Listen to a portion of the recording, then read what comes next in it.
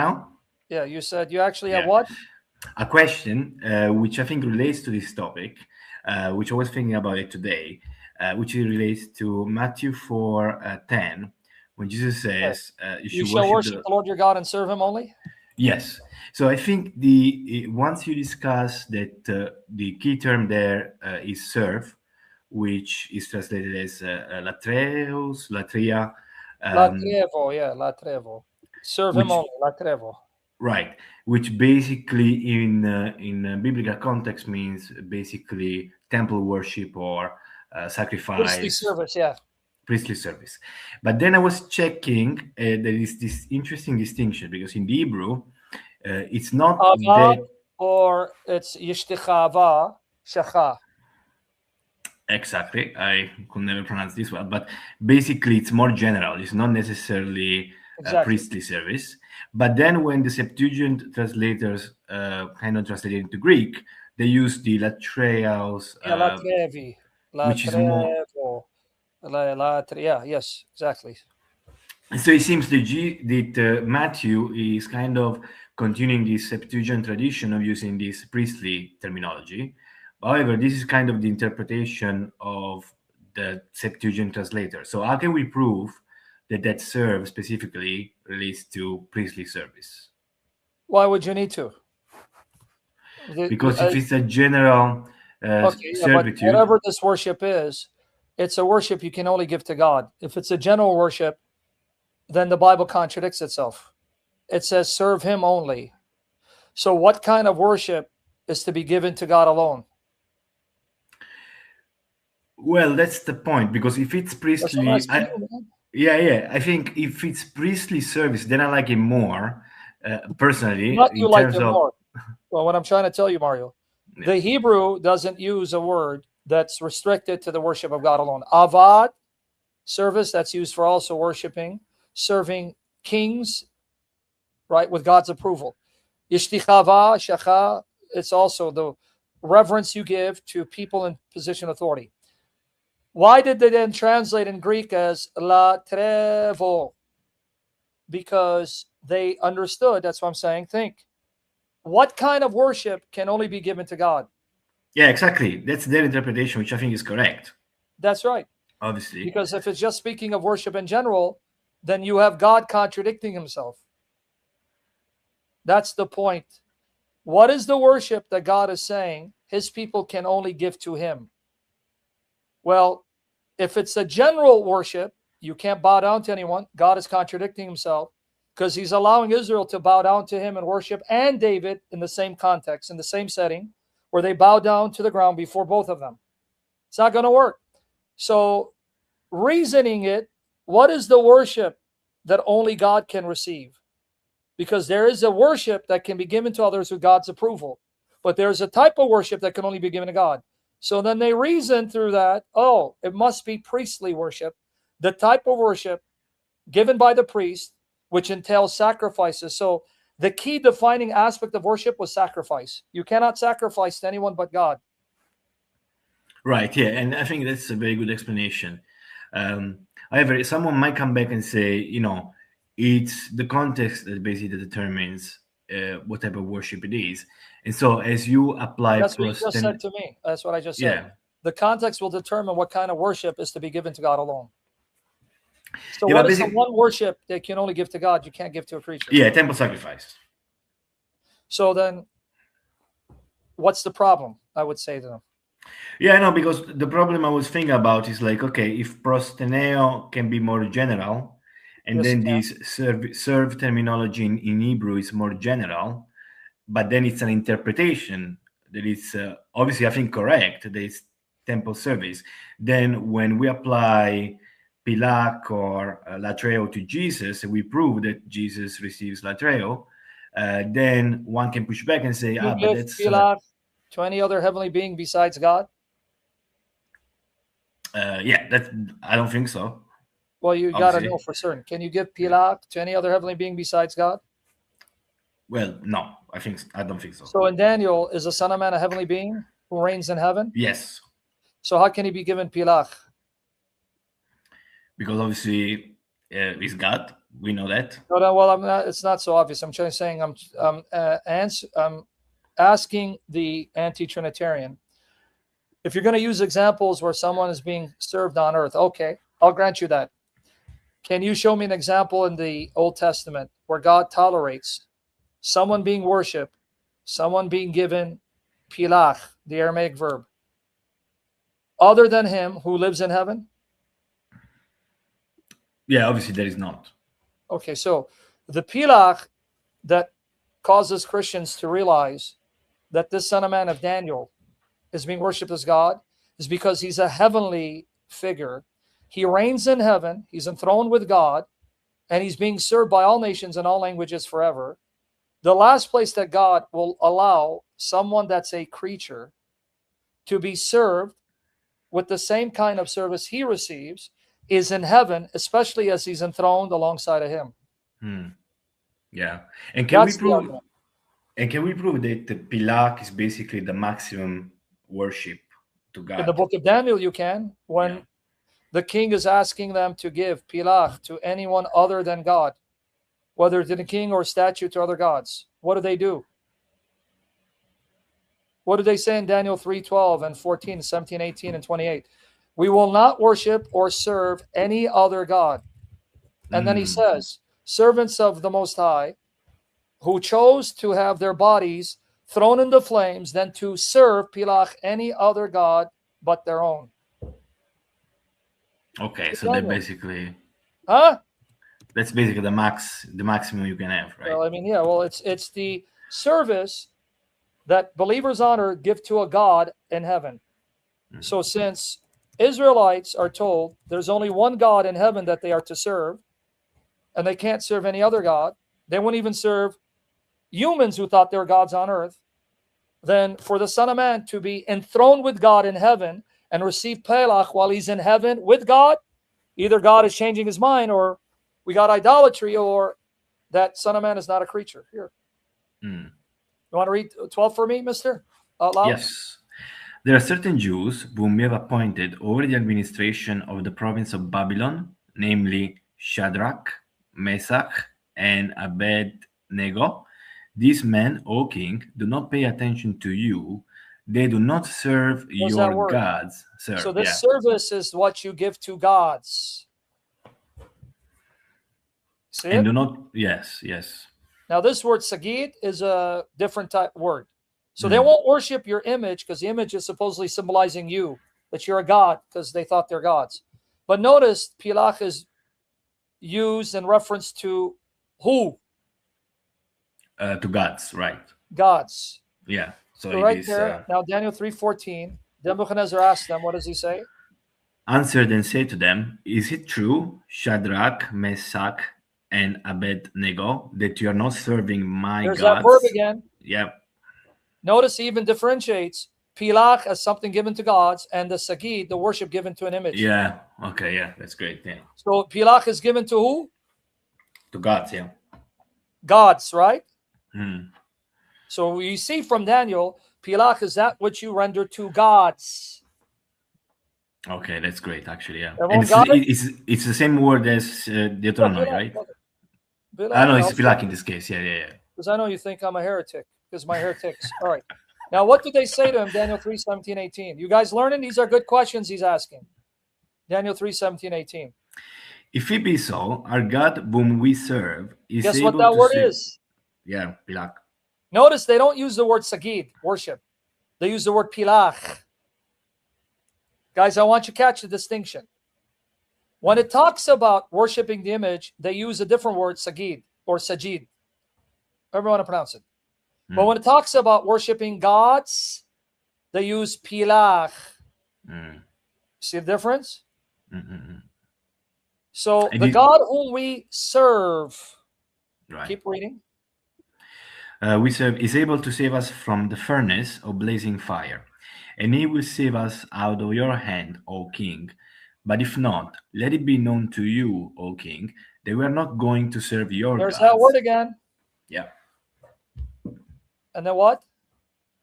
And we will not worship the golden image that you have set up. Are you seeing how it's consistent? When it comes to the image, it uses the word sagid. Wow. Yeah. When it comes to worshiping gods, it's the word pilach. So how does the Son of Man receive pilach? See? Then Daniel 3:28. What does it say?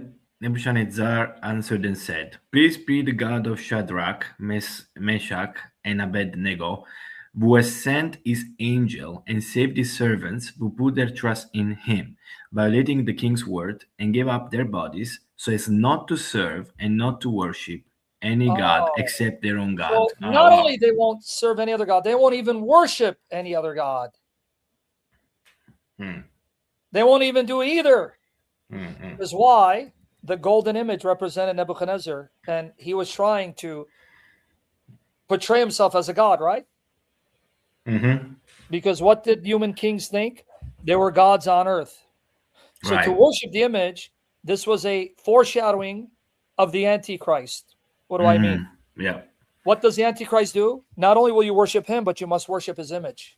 So you see why in Revelation it's called Babylon, the great whore? Because the king of Babylon, the Babylonians, Babylon are all pictures of the Antichrist. Just like Nebuchadnezzar set up an image of gold and demanded people to worship that image, to acknowledge he's a god, because they all thought they're gods. Antichrist will have an image that will be animated, and you must worship Antichrist and the image. So when it says that you will not serve any other god, nor worship, meaning they won't worship even human kings who think they're gods. So everyone, you see that, right? Yeah.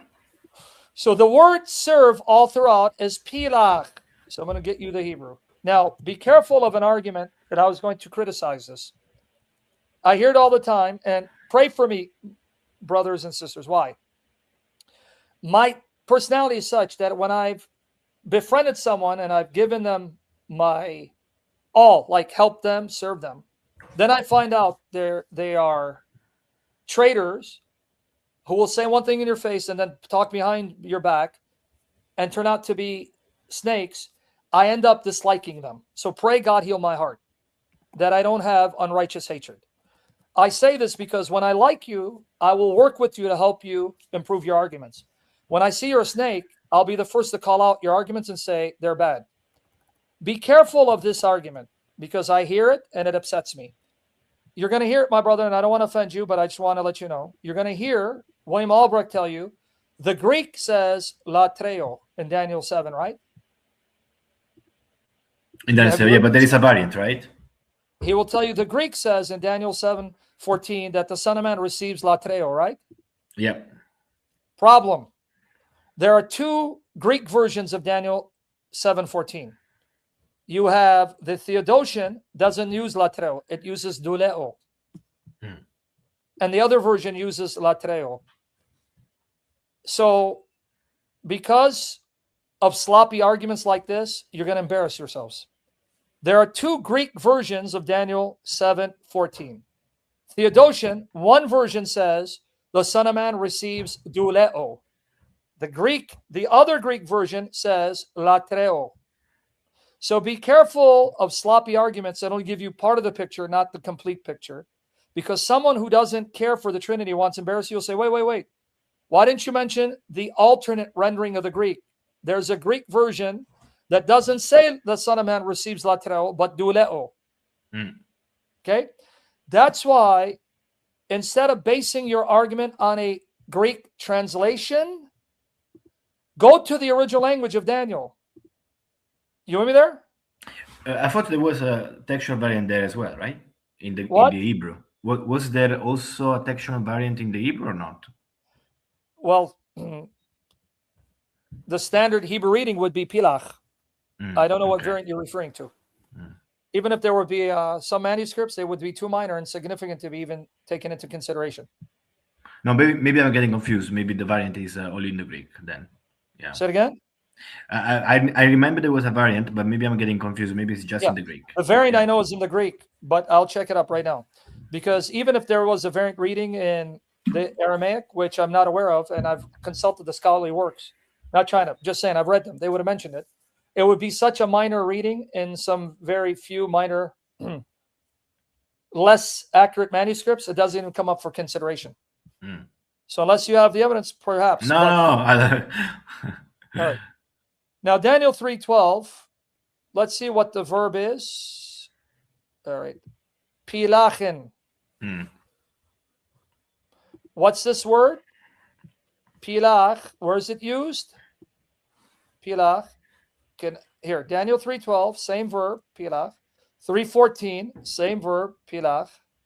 3:17, same verb, pilach. Daniel 3:18, same verb, pilach. 3:28. But notice it's also in Daniel 6:16. And it's also in 20 and 22. Serve, pilach, right? Because in 22 it says servants. That's what servants do, they serve, right?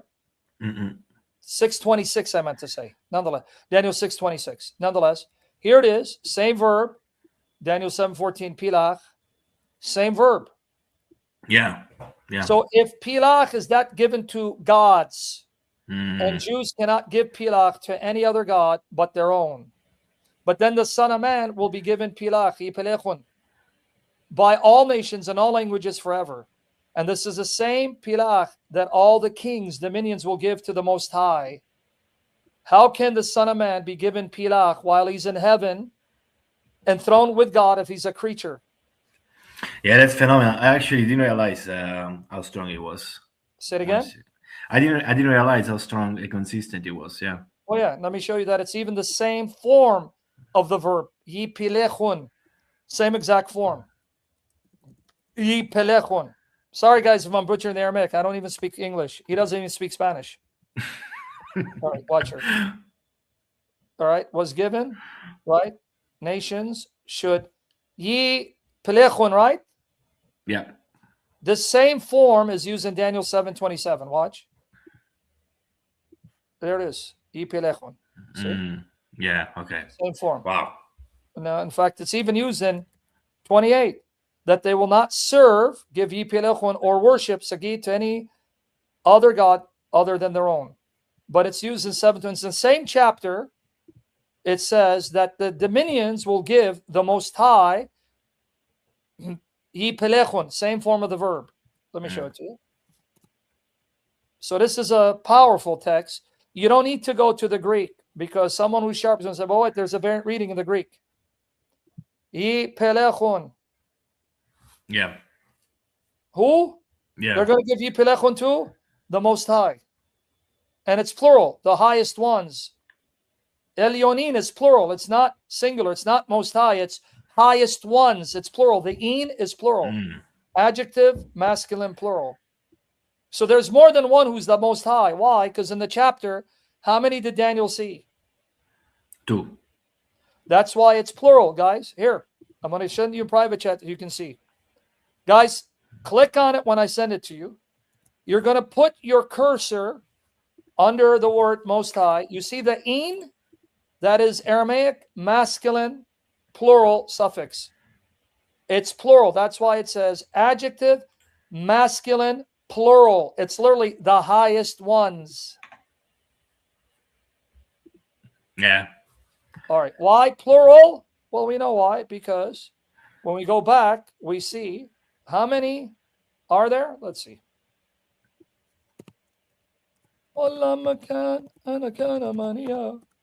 So if you know how to unpack Daniel 7, you don't need to go to the Greek. Well, the Greek says, well, no.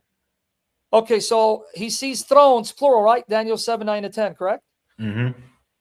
But he only sees one figure on one throne, the Ancient of Days. No, more than one throne, but he only sees one at this scene. Ancient of Days, on his throne, singular, right? Yeah. Its wheels, singular. So he's sitting on one throne, and he appears visibly with a visible shape, a visible body, with a visible robe, visibly seated. Well, God is bodiless by nature, but he can appear. His clothing was like white snow, and the hair of his head like pure wool. All right, so this Ancient of Days is a visible appearance. He's appearing as an older man with white hair, white robe, with a visible body, seated visibly, but only on one throne. But he saw more than one.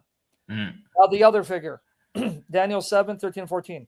I kept looking night visions, and behold, with the clouds of heaven, one like a son of man, he came up to the Ancient of Days. So there's your second. Yeah. Who does he go to? To the Ancient of Days. So he's not the Ancient of Days, right? Right. Yeah. That means he saw two. One in heaven, the other going to heaven, arriving in heaven. So according to New Testament, who's the Son of Man? Jesus Christ. All right. But then who's the Ancient of Days? Here will be the Father. So you mean Daniel saw the Father in heaven? Yeah. There you go. Here is a proof. Daniel saw the Father in heaven. Note, the Father's in heaven. So he's given what we call the beatific vision. He sees the Father visibly. But then he sees another figure joining him in heaven. So who sits on that other throne? He does. Why? Because when he came to him, he was given a dominion. Glory and a kingdom. That means he's a king. Kings sit on thrones. That's why he saw thrones. All right. And then all nations and every language must do what? Serve. Oh, yeah. How long does he reign? Read it for me. Everlasting. His dominion is an everlasting dominion which will not be taken away. Yep. And then his kingdom is one which will not be destroyed.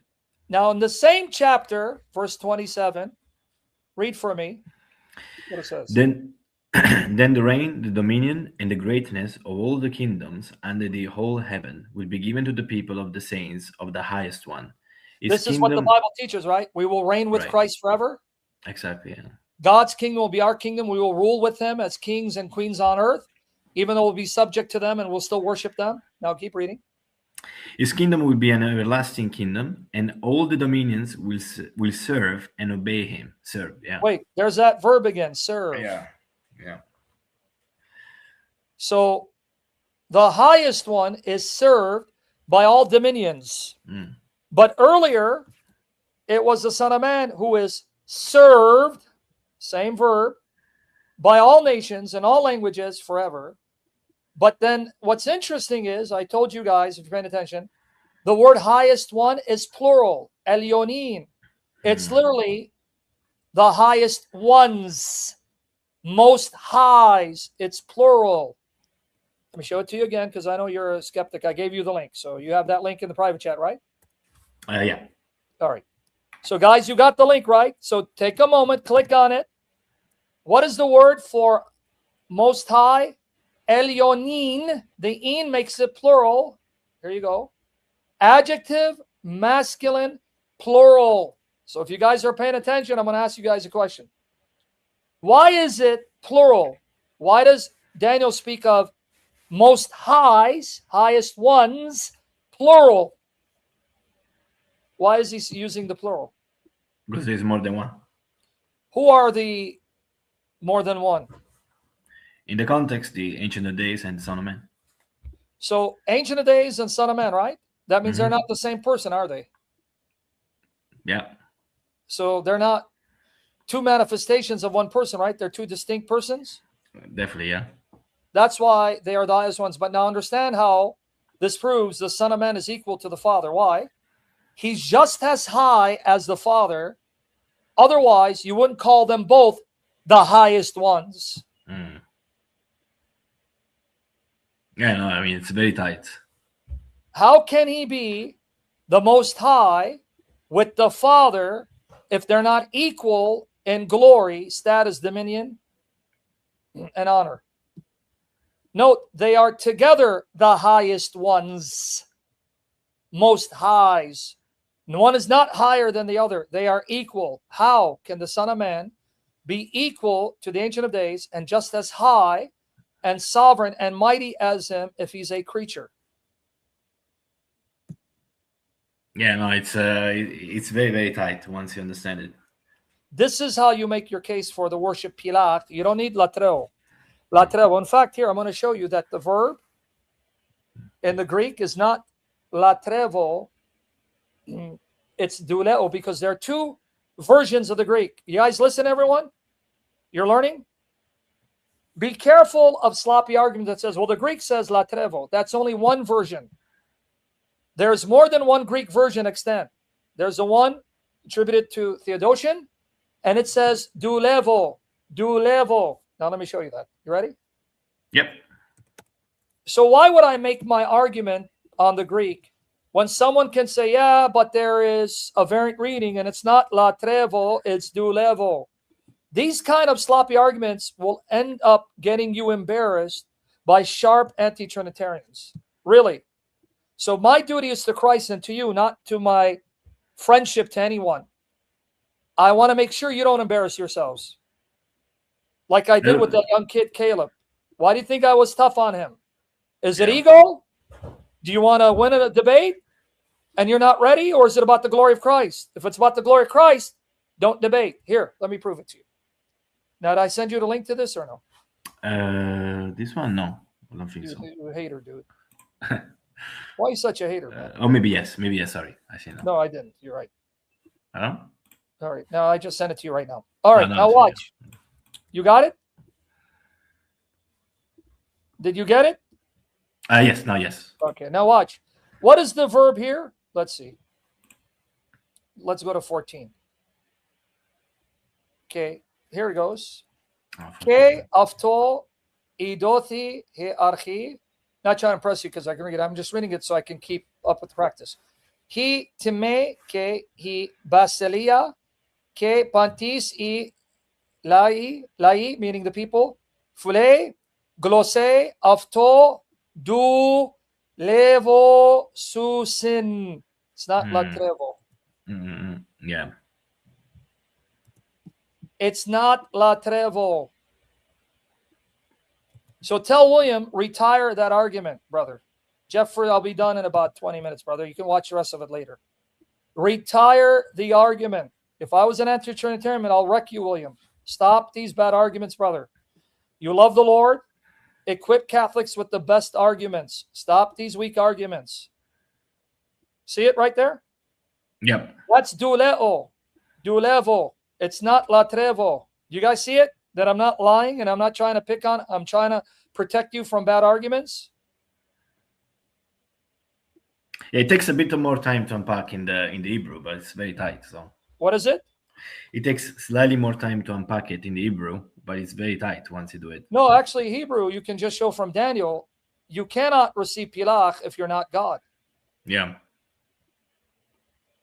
Because then they're going to show you Jewish texts after the time of Christ or the Aramaic Targums using pilach for human beings. I see. But that's a problem. That's later. That's after the time of Christ. And words change and evolve and adapt new meanings, right? But also just in the context of Daniel, that's how he's using it, right? That's what I'm saying. Yeah. Stick in the context of Daniel. Yeah. And you're going to prove that he must be worshipped as God, especially in heaven. Can Jews worship someone other than God in heaven, someone in heaven that's not God? Can you then give him pilach forever and ever?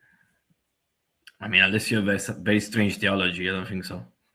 No, if you're going to be consistent with the Old Testament and God doesn't contradict himself. So forget these weirdos. If you're consistent with the Old Testament, can a Jew on earth give the same pilach forever to a being other than God that's in heaven? No, Exodus 34:14, he tells you he's a jealous God.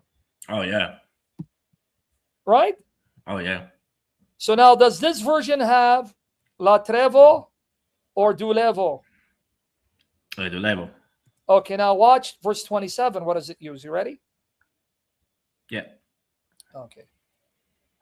Let's go. Ke basilia, ke exousia, ke megalus sune, ton basileon, ton hupokato, apokate. I like that word. Hupokato. Oh, sound Japanese, right? Hupokato pantos tu, orano, idoti, hagis, right here, hipstu or hipsistu, ke basileia, aftu, basileia, aionios, ke pase, arche, afto, doulevosusi. It's not Latrevo. Yeah. It doesn't use Latrevo. And do we know if this version of the Greek is more recent or? Well, the extant copies of the Septuagint are after the time of Christ. The extant copies, yeah. Okay, yeah. The copies we have of the Septuagint are, meaning there are fragments of the Old Testament in Greek, but they're very fragments from the first century. Fragments. So when you look at the Septuagint, the translation 70, the copies that are more complete or fuller are after the time of Christ, and the major uncials, meaning the major codices that have virtually, not all, but virtually the entire Bible, are from the 4th and 5th centuries. Codex Sinaiticus, now some say it's a forgery. Codex Vaticanus, Ephraemi, Codex Alexandrinus, these are 350, AD, 4th century, 5th century. So it's hard to prove before and during the time of Christ it was the word Latrevo. We do have a witness from Justin Martyr when he's debating Trifo and he quotes Daniel 7. In his Greek, in Daniel 7:14, he has the verb Latrevo. Okay. So Justin Martyr, you guys listening? This is meat for you guys. Glory to you, Father. Glory to you, Lord Jesus. Glory to you, Holy Spirit, for the wisdom. Keep us humble and teachable. It's amazing information the Spirit's given us. May he be glorified with the Father and the Son and forgive us. Anyway, Justin Martyr, and I have him quoted in my article, when he's quoting Daniel 7 to prove Jesus is the Son of Man that Daniel foresaw, when he quotes the word for serve, in his Greek, it's Latrevo. Right? So he would serve as a 2nd century witness. He's writing around 150 AD, that his Greek copy had the word Latrevo. With me there? Yeah. But Theodosian is also 2nd century witness, meaning he's one of those non-Christians who produced his own Greek version of the Old Testament for Jews. And he has Dulevo. Could it be that maybe his translation was partially influenced by the Christian arguments? It's what? Could it be that maybe that the reason why he translated this way is because the Christians were using it? That's what maybe? I'm saying, yeah. That's what I'm trying to get at, that if I'm trying to figure out where the heck is the Greek. I want to see the Greek. What I'm saying is that they can tell you, see, the copies you have are Greek copies produced by Christians, so they would add the word Latrevo, right? Let me find if I can find Septuagint. Don't be a hater. So, point being, they can say that to you, right? They can say or we can say the other way around. The reason why it's translating with Duleo is because he doesn't want to concede the point. Well, that's the thing. It's inconclusive. You can't prove or disprove, correct? Exactly, yeah. So then we're stuck, aren't we? That's why it's better to go to the Hebrew, I guess. That's right. Man, bro, see, you're a genius, handsome. That's my point. Yeah. So why go to the Greek and go to Aramaic? Because that part of Daniel is Aramaic. Awesome. From Daniel chapter 2, verse 4 to Daniel 7, Aramaic, yeah. It's all Aramaic. You want me there? Yep. So tekerissima. Now right here is Blue Letter Bible. Let's see how they translate the Greek of Daniel 7:14. You guys okay? Because this is a lot of meat because this brother I'm sharing with you, and I praise the Lord for it. Right? See, even here, look at the Septuagint they're using. What does it say? Dulevosusin.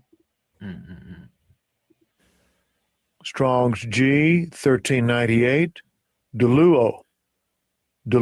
Or Dulevo. He's pronouncing it like Erasmian.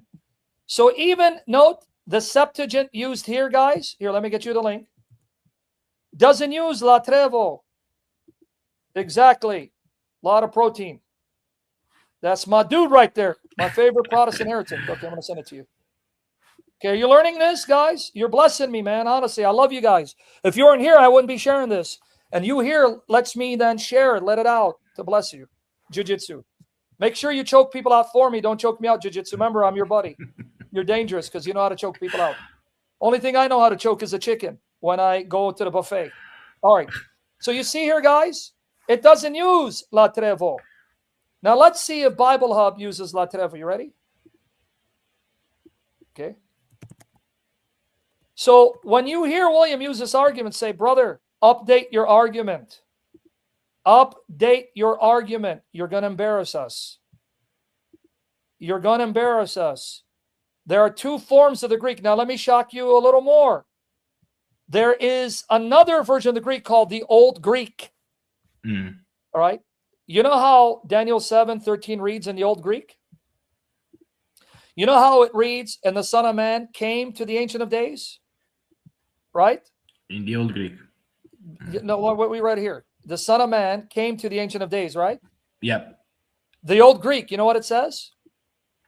No idea. It doesn't say the Son of Man came to the Ancient of Days. It says the Son of Man came as the Ancient of Days. Oh, wow. Do you know that? Oh, wow. Yeah. I did a session on it here. Guys, I don't know if you know this. The Old Greek, it's called the Old Greek, OG. Daniel 7:13 does not say the Son of Man came to the Ancient of Days. It says the Son of Man came as the Ancient of Days. Hos. It uses the word hos, meaning he is the Ancient of Days. Yeah, I have it in my article, Moshe. Now watch here. Now here's another version of the Septuagint. Now, brother, watch here. Brother, watch. Here, I'm going to send you the link. Now here it uses la trevo. Look. La trevo. Oh, yeah. Susa. And here it is, by the way. By the way, guys, here. Moshe, here it is. Hos. It says right here. Let me check again. Yep. He came as the Ancient of Days. Hos, there it is. Look here. Epiton nephilon tu orano. I saw one as hos, veus anthropou, meaning as Son of Man, erchito, coming, as the Ancient of Days. Yeah. Hos, there it is. It doesn't say he came to, it says he came as. It's right there. Os paleos, parin, hemeron, right? Hemeron means days, right? Parin, here, to show you this phrase, paleos, hemeron, parin. Let's see what it is in verse 9, right? Ke paleos hemiron, you see it? Yeah. That's this 9. One like the Ancient of Days, right? See that right here? Paleos hemiron. Okay. Ancient Days. Now note here, paleos hemiron, same word, right? Yep. But it says he came as hos, not to. The word hos means as, right there. Interesting. And do you think they had some other Aramaic copies, or That's a good question. Yeah. Did they have Aramaic that told them the Son of Man is Ancient Days, or did they understand that there was more than one Ancient of Days? The one that's on the throne and this one who's also an Ancient of Days. You understand? I mean, both This cases. means he's coming as the Ancient of Days. He's not the same one that's already seated. This one is already in heaven. You understand? You want me to break it down, the implication? How many of you guys are blown away with this information? I have an article on this. I'll show it to you. Here it is. I showed it to you right here. You can save the link. Okay. This one, Paleos Hemeron, he's already in heaven. This one that's coming is not in heaven, meaning he too is an Ancient of Days who's coming to heaven to join the other Ancient of Days. It means there are two, not one. I mean, that's phenomenal, right? Right? Now, I didn't know that Blue Letter Bible, I'm sorry, Bible Hub, I didn't know they had the Old Greek. This is the Old Greek. See, it has hos as the Ancient of Days. Right there, hos. Because here it says, just in case if you, epi means upon, ton nephilon, right? Clouds, upon the clouds, tu orano of heaven, hos, weos anthropo. Weos means son of man, anthropo. So here, he's coming as, you see? Hos means as. It's not coming to. Then it says, hos paleos hemeron. And he comes as the Ancient of Days. I mean, that's crazy. Do you know if this copy was produced by Christians or? Well, the Old Greek would be after Christ. So again, we'd have to argue, that it's, but again, and nonetheless, even if you say it's a Christian witness, scholars would take it as a Jewish witness. Nonetheless, that again proves the point. The Christians thought Jesus, Son of Man, is equal to the Father. Because like the Father is Ancient of Days. And by the way, John already told you that. Didn't John? In Revelation, Ancient of Days? Yeah. Didn't John already tell you that? Yeah. I'll prove it to you. Now, you guys saw the Greek here, right? Ancient of Days is already in heaven, but the Son of Man comes as the Ancient of Days. So he's the second one. Rumble, everyone else. Lord Jesus Christ reigns. What do you think it is, man? More proof to destroy Greg Stafford. Even though Greg Stafford acknowledges the Old Greek says the Son of Man comes as the Ancient of Days, and he says because he's the perfect image. What more evidence you need, Greggy, before you bite your lip? All right, now let me check Aleppo. How does it read there? First of all, let me see it here, okay? Let me go here. You okay, brother? Yeah, I was thinking, even if it's a Greek witness, a Jew witness, I mean, that's even stronger, I think. Yeah, but even if it's not, it's still showing you within less than 100 years of Christ's death, and his resurrection, because he's alive. Even first century witness, if it's second century, the Christians are already worshiping Jesus as equal to the Father, because like the Father, they view him as the Ancient of Days. Yeah, I mean, that's right? crazy. Yeah. Now notice here, this Greek, it's heos. Heos means not as, right? Heos means to or with. You see the preposition different? Notice here, hos. But over here, it's heos. Heos. You see? The Old Greek has hos, hos. Later Greek has hos and heos or heos. Strong's G 2193. Heos. Heos. Now, you guys see there are two forms of the Greek. Two forms of the Greek. One Greek form tells you the Son of Man came, heos, to the Ancient of Days. He's not coming as the Ancient of Days, but he is coming as a Son of Man, hos. And this one also says that he receives not latrevo, but doulevo. You see? Yeah. The other one, watch the other one, has him coming as the Ancient of Days, and that one has him receiving latrevo. Yeah, crazy. Two different forms of the Greek. And in these two Greek forms, one has Jesus, the Son of Man, coming as the Ancient of Days. So there are two, Ancient of Days in heaven, and the one coming as an Ancient of Days, because they're equal. And the one that has him coming as the Ancient of Days says he receives latrevo, worship given to God. The other Greek form has him coming to the Ancient of Days, heos, and he receives doulevo. This is why, be careful of sloppy arguments.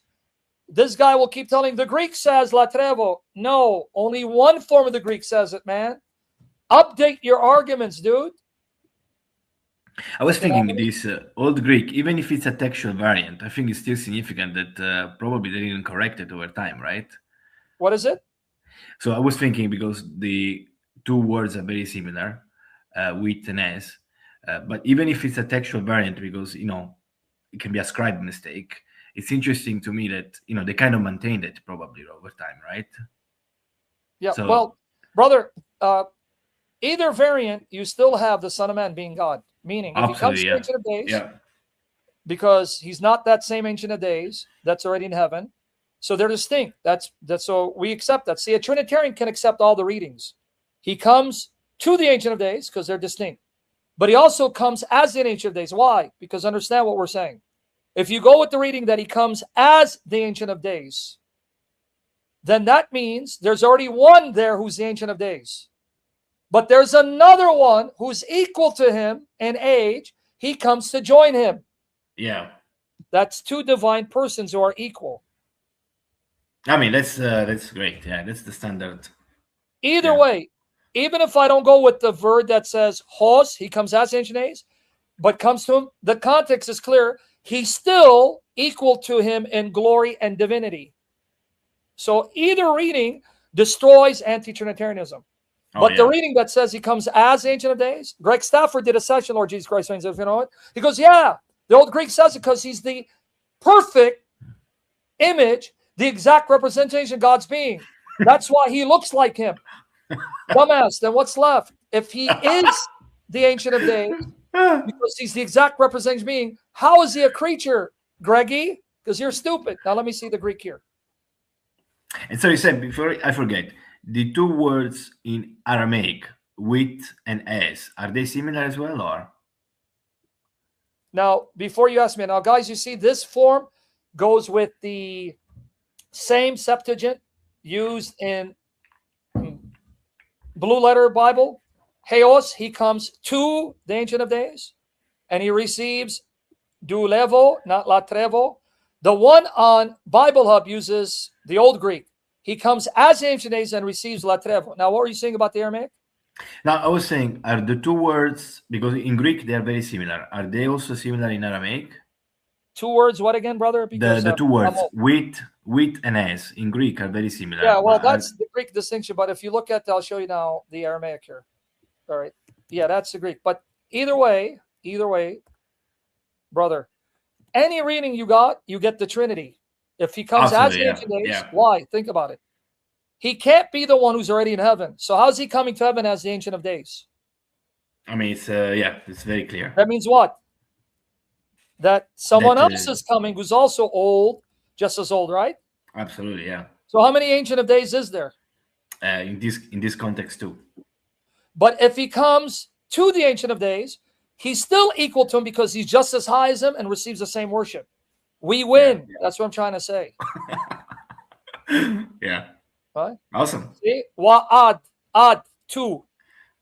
Ad, he's coming to. Not coming as. Up to.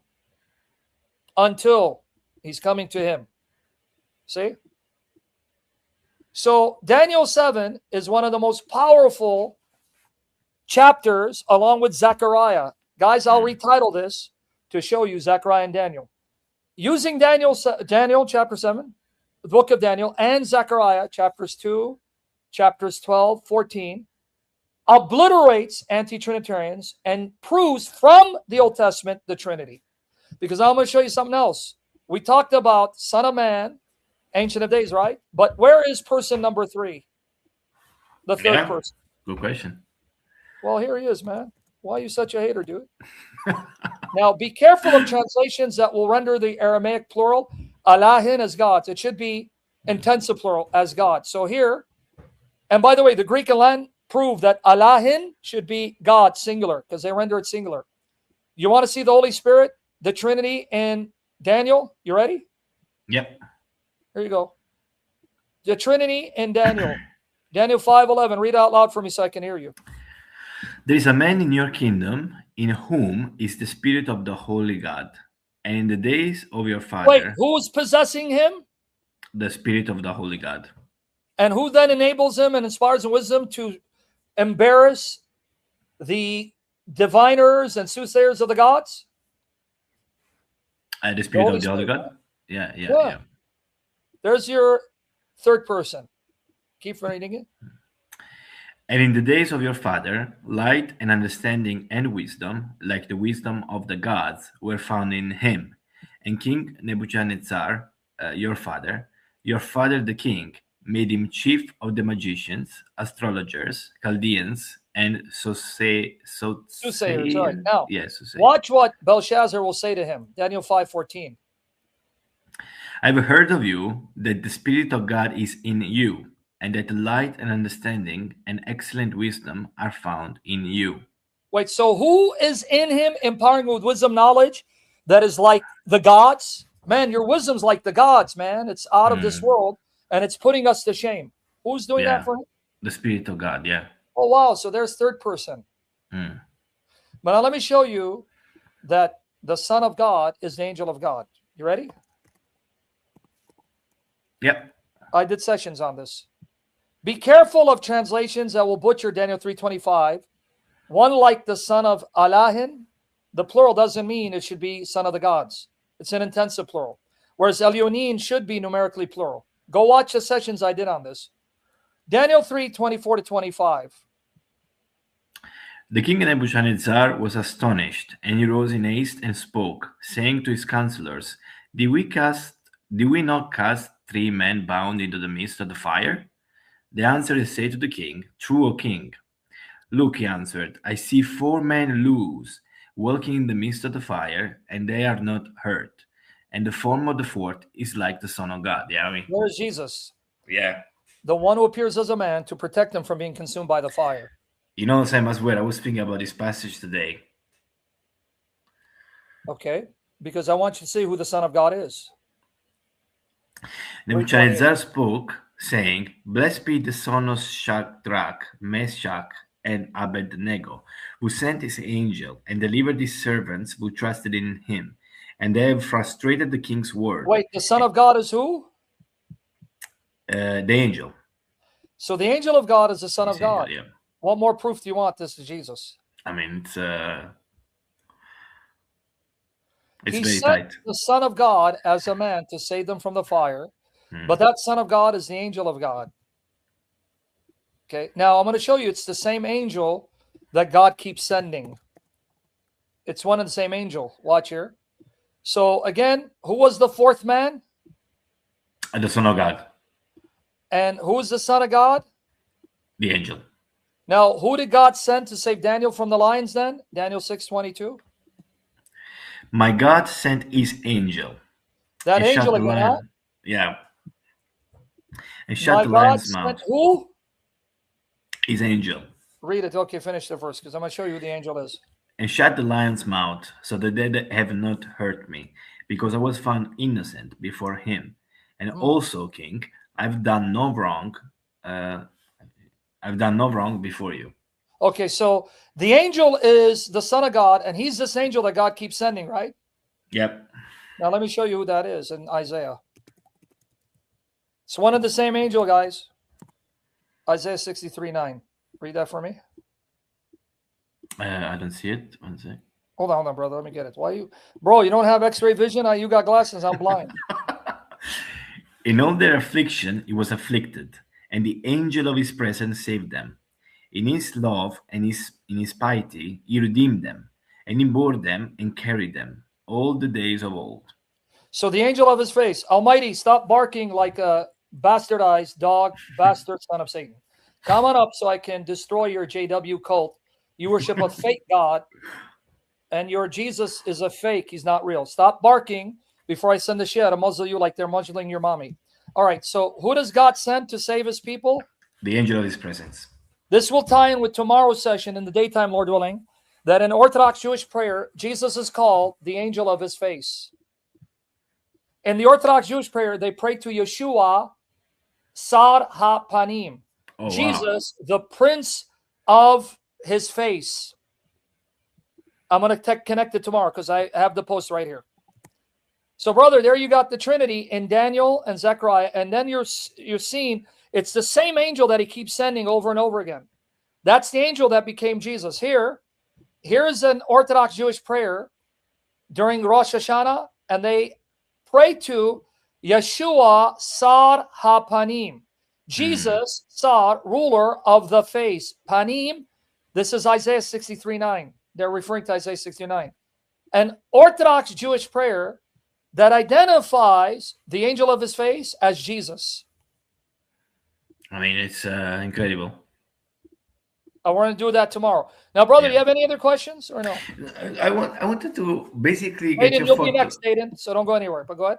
No, very quick. On the discussion you had with Jake and Egan, I mean, I think it was one of the best sessions you had. And I keep thinking, why are people resisting so much? Like, clearly, what the church fathers are trying to do is to explain this mystery they received, right? Yes. So, if they received a very simple theology, it will not make sense that they will kind of try to argue, try to understand what's going on, try to articulate.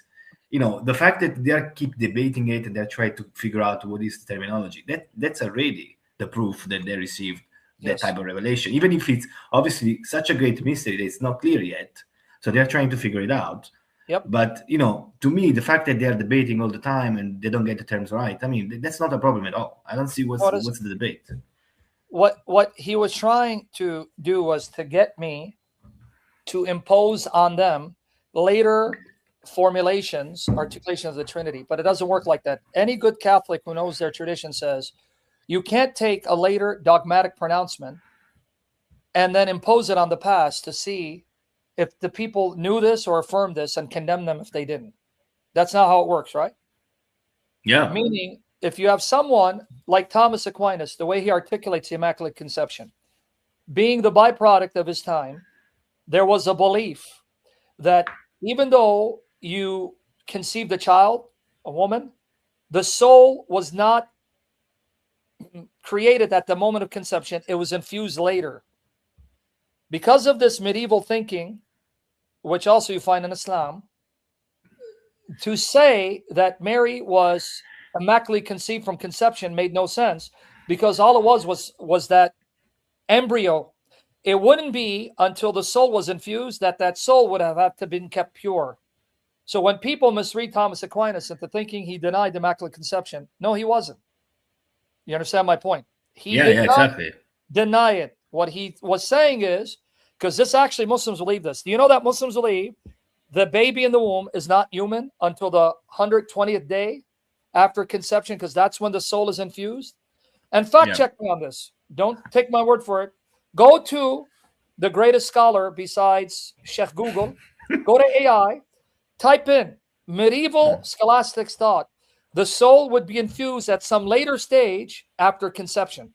So the only time it would be important for Mary to be kept pure is when her soul was infused into that body. So from the time of the soul entering her body, she would have been kept pure. So to talk about her being immaculately conceived prior to that would make no sense to them. Yeah. What's my point? Do you then go back and condemn Thomas Aquinas for a later theological dogmatic pronouncement that says you must believe from conception? I mean, he's trying to explain with his terminology, right? And with his, But who condemns him? No, but he has the concept. You can tell he has the concept in mind, right? So why would I look at Christians prior to Nicaea or prior to Constantinople, condemn them on the basis of later theological formulations? Because even those who came later, Athanasius, did not condemn Origen for his Christology. Jerome did, because Jerome was an angry person like me, but he didn't. He appealed to Origen. He appealed to Ignatius. They appealed to Tertullian, Justin Martyr, because they saw them as on their side. In their camp, they were Trinitarians. Yeah, no, I mean, to me, it makes complete sense. And I think, if this, let's say, because I think the argument in the end is like, they did not receive the Trinity clearly. But I think it's actually, all this debate shows that they received the Trinity, because of course they did. There is no way to receive it clearly. You just receive it. No, they knew it was the Trinity. They just needed to explain it. In fact, he admitted it several times. Go back. Do you guys remember what he said? Okay, if you define the Trinity the way you did, then they were all Trinitarians before Nicaea. I said, exactly. Someone should clip that. Someone clip it for me, or you clip it, upload it. He goes, wait, then according to you, they were all Trinitarians before Nicaea. The way I go, exactly, Jake. For them to be Trinitarians, all they must affirm is the Son and the Spirit are not creatures created from nothing. Creato ex nihilo.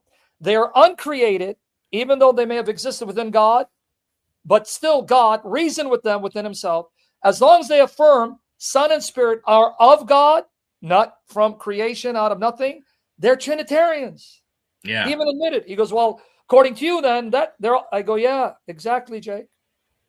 Yeah, I think they're just trying their best to explain this mystery, right? And they're scandalizing those who are uneducated and weak in their faith. Yeah. If you're a Catholic, you don't even know the Trinity to begin with. And then he starts saying, see, the Son was not the Son until he came out of the Father. It's all a shock effect in the end. Yeah. Yeah, I know, because that's what the Jehovah's Witnesses tried to do to me in the 90s. But yeah, go and clip that. Say, hey, we got Jake to admit they're all Trinitarians before Nicaea. Thank you, Father, Son, Holy Spirit. Awesome. Thank you very much, Sam. Good. That was great. I helped you out, brother. You're good? That was fantastic. More than I was looking for. Your question was fantastic. Thank you very much. Your question opened up over an hour of in-depth exegesis, Daniel 7. Now you see what the issues are. Yeah, I was thinking about it, and I think, probably that was the reason why I was thinking about it, because I was supposed to ask you. Amen. You bless us, brother. Keep praying for us that we all finish race so I can see you in heaven. I don't want to see you in purgatory. I want to see you in heaven.